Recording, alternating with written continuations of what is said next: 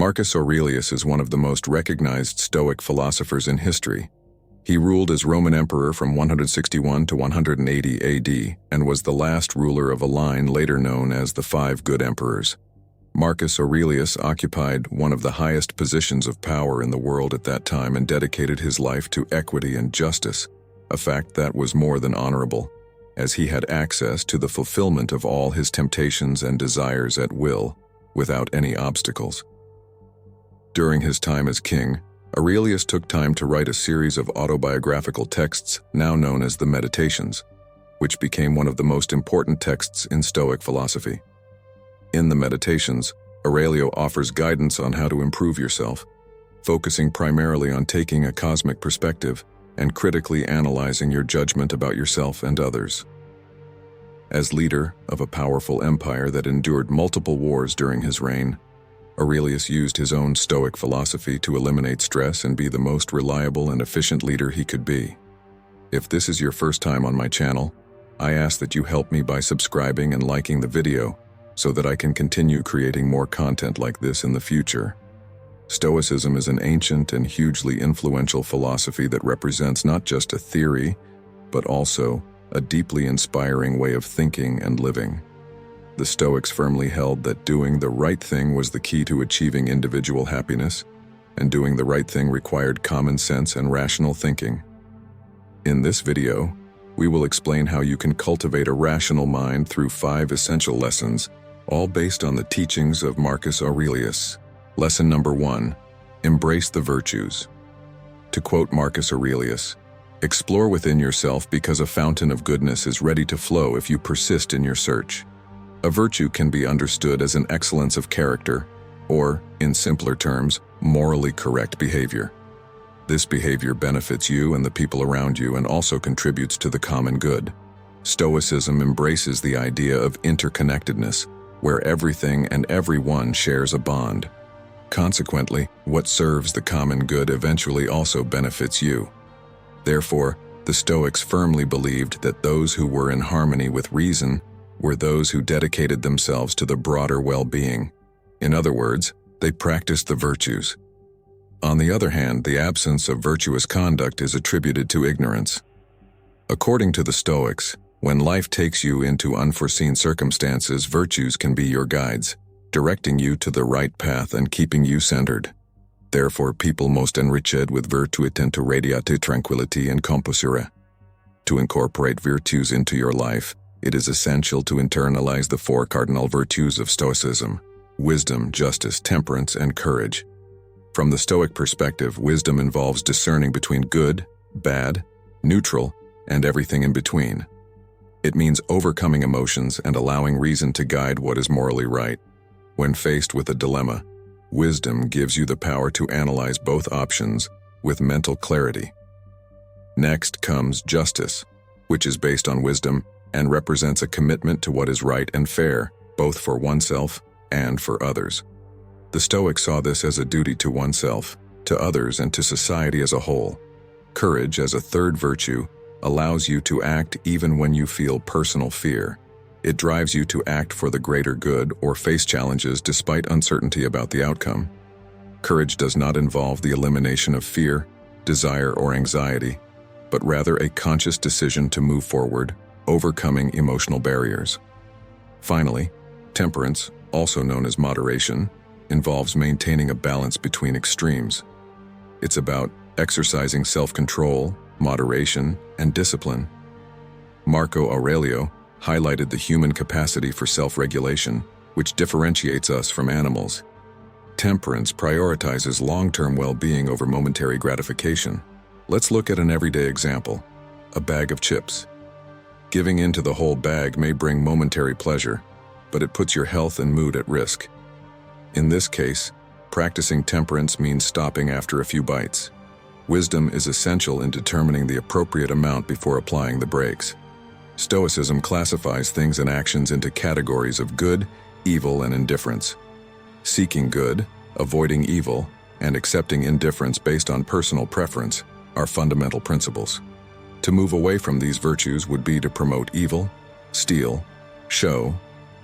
Disrespect is manifested by acting recklessly, or refraining from doing good. Actions considered indifferent, such as taking a leisurely walk, do not fit into these principles. These virtues offer more than just personal improvements.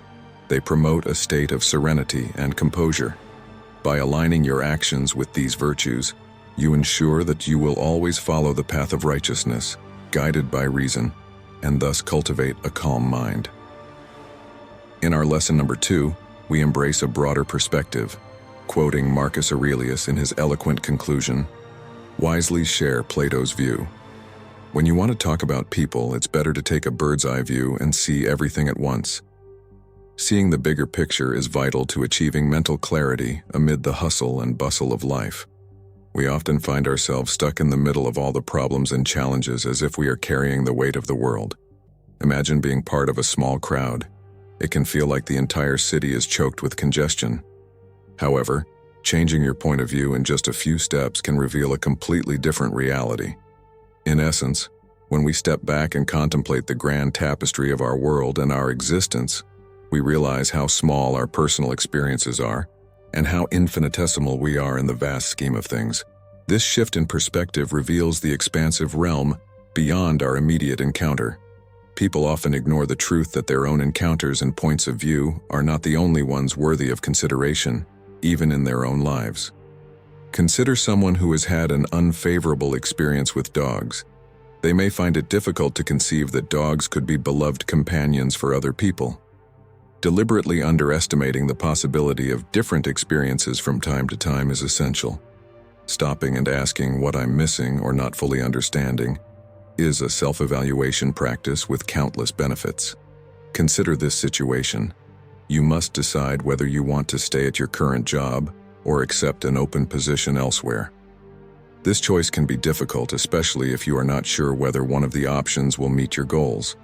Even if your current job provides you with stability and you have reservations about the additional responsibilities a promotion would entail, the lure of a pay raise is tempting. It's easy to feel trapped in this dilemma. However, beneath the surface lies a wealth of untapped opportunities. Have you ever thought about venturing into a completely different field or exploring a side project that complements your current work? Perhaps diving into the passion of diverting your focus from tasks you find less appealing is entirely plausible. Numerous unexplored opportunities in life may be escaping your awareness. Having a bigger picture, rather than just focusing on immediate concerns, significantly helps in making informed decisions. Broadening your focus is not only valuable for determining priorities, but also for forming opinions and making a comprehensive judgment.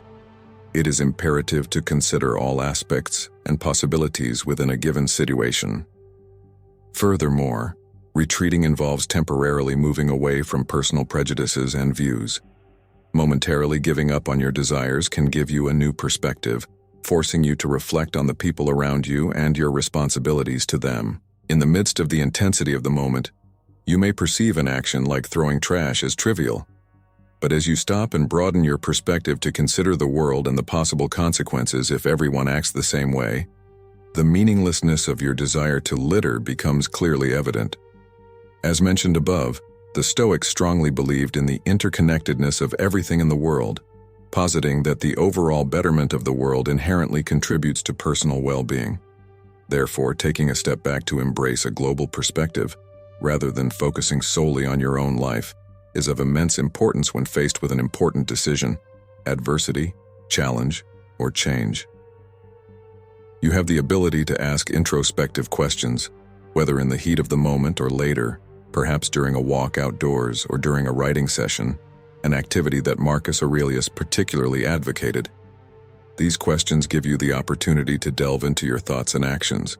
You might think that in emotion, throwing out the trash doesn't matter much. But when you take a step back and reflect on the entire world, considering the possibility that others may do the same, do you realize the insignificance of your impulse to litter compared to global well-being? As mentioned previously, the Stoics held that everything in the world is interconnected, and that the overall improvement of the world also benefits your personal well-being. Therefore, taking a step back and looking at the world as a whole, and not just your life, takes on monumental importance. Do you realize the insignificance of your impulse to litter compared to global well-being? As mentioned previously, the Stoics held that everything in the world is interconnected and that the overall improvement of the world also benefits your personal well-being. Therefore, taking a step back and looking at the world as a whole, and not just your life, takes on monumental importance. Lesson number 3. Exercise duality of control. In the words of Marcus Aurelius, your power is in your mind, not in external events. Recognize this and you will find strength. The duality of control is the distinction between what we can control and what we cannot. For example, the weather, traffic problems, or what others think about you are out of your control. But how you dress, what time you go out, and the type of people you surround yourself with, you can control that. So, every time you encounter a situation that makes you feel a certain way, ask yourself, what is it in our power to control? Everything we can control is a reason to act. What we cannot control, we must learn to accept and embrace without allowing it to affect us. A very important part of the duality of control is amor fati, which translates as the love of destiny. When you embrace life and all the circumstances it brings you, you will always love life. You cannot escape fate or decide circumstances that are beyond your control, but you can choose to love your life no matter what. If you find out that you have been rejected for a job you have wanted for years, you may think that there is no redemption in such a situation. You wanted the job, you tried and failed. You couldn't pretend to love fate in a circumstance like this. However, this is a misunderstanding. Instead of seeing the fact that you didn't achieve your ambition as a purely negative thing, investigate what led to the negative outcome and use that to make a positive decision. If you didn't get the job due to your failure, in that case it is something you can control and work on those failures to try again when a similar opportunity appears in the future, or the reason was an external factor such as nepotism or personality conflict with a member of the hiring team. This was never in your control, which means the opportunity never existed, and there is no point in getting upset about something that never existed. Part of accepting destiny is distancing yourself from a fixed outcome and external markers of success. If, for example, you want to be a writer and measure your success by the number of sales of your book, then you will allow your success to be controlled by the arbitrary book market of the moment. But if you decide to measure your success by how satisfied you are with your final product or how much work you put into it, then you control your success. Without a doubt, do your best to achieve your goals. But remember that there is a possibility of not reaching them and accept this in advance.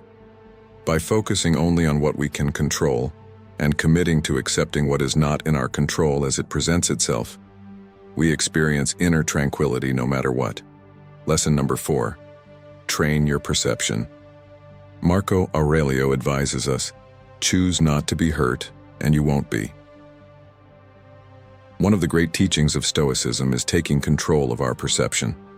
We are used to judging everything we encounter, every event we experience, every person we meet. Everything receives a judgment. It is good, bad, boring, fun, beautiful, ugly, etc. This practice, although unconscious, is exhausting and can negatively affect our lives. For example, classifying every interaction on a particularly difficult day as terrible colors the day in an even more negative light. Labeling a party as boring becomes the narrative of that week.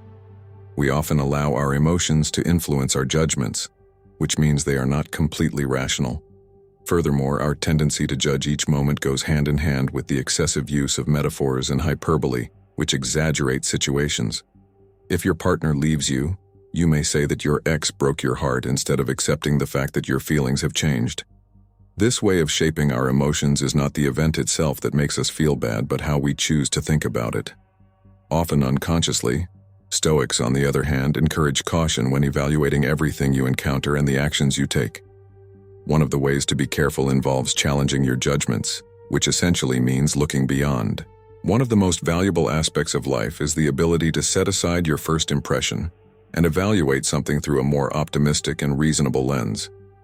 Instead of seeing the boring part of a party as an inconvenience, You can try seeing it as an opportunity to explore a new place and meet different people.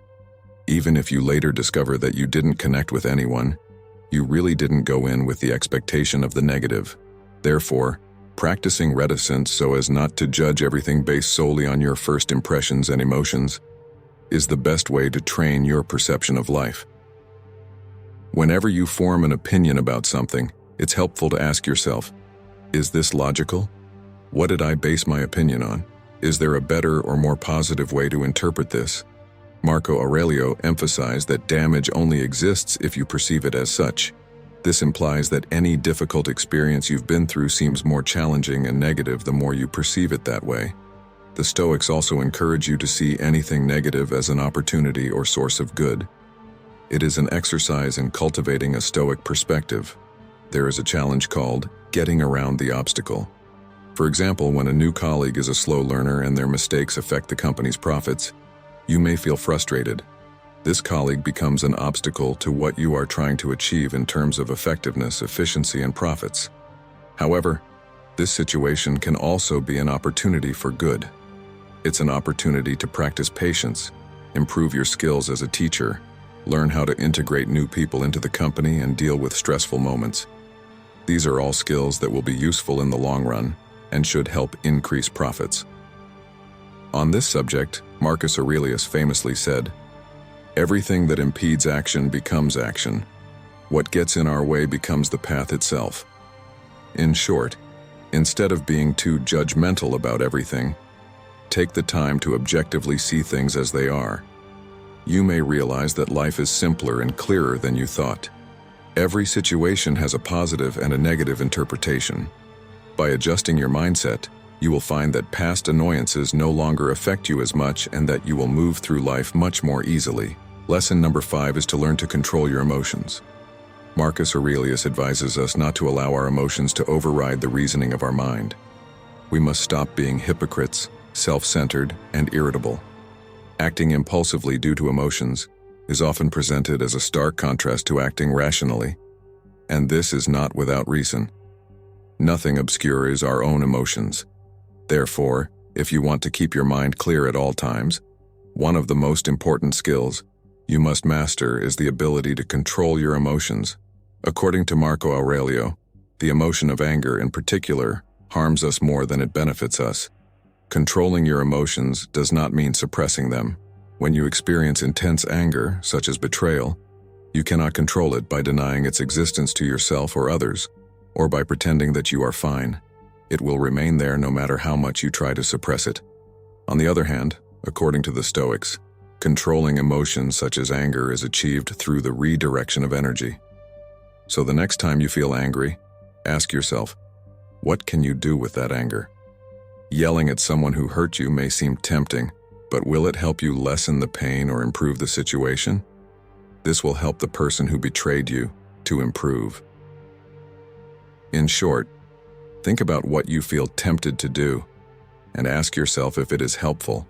Otherwise, find helpful ways to express your emotions. You may get better results by talking calmly to the person who hurt you, explaining your feelings, and trying to understand their point of view. You can also write in a journal, exercise, lose yourself in a video game, or anything else that can help you release your anger. Another example would be anxiety or fear. You can't just suppress these feelings, but you can channel them in another direction. Instead of allowing anxiety to paralyze you, use it as a personal challenge, as an impulse to take action that makes you anxious. Acknowledge your presence throughout the process. Imagine that you are too afraid to ask your boss for a raise. For many, this fear becomes a reason to avoid this action, and they allow themselves to be overcome by anxiety. Others may move on and see their anxiety as an obstacle that needs to be suppressed and ignored. However, neither of these perspectives has to be the only option. Your fear is something that can be expressed in a healthy way and, who knows, may even end up being useful. This fear makes you think about everything that could go wrong, leading you to consider all the possible questions your boss could ask and all the counter-arguments you could receive. That way, you can prepare for them and make a plan for each possible scenario. But most importantly, fear provides positive motivation to keep going, to challenge yourself and grow as a person. Prove to yourself that you can do this, not in spite of the fear, but in part because of it. In this scenario, be aware of the anxiety throughout the process, and think about how amazing it is that you are trying anyway. When you can skillfully redirect intense emotions, you will remain calm no matter the circumstances, and your emotions will never affect your ability to think clearly and make smart decisions. Controlling your emotions is essential to maintaining peace of mind. If you liked our video, please like, subscribe, and comment so YouTube knows that these types of videos help people like you, and we can continue to create more similar videos in the future.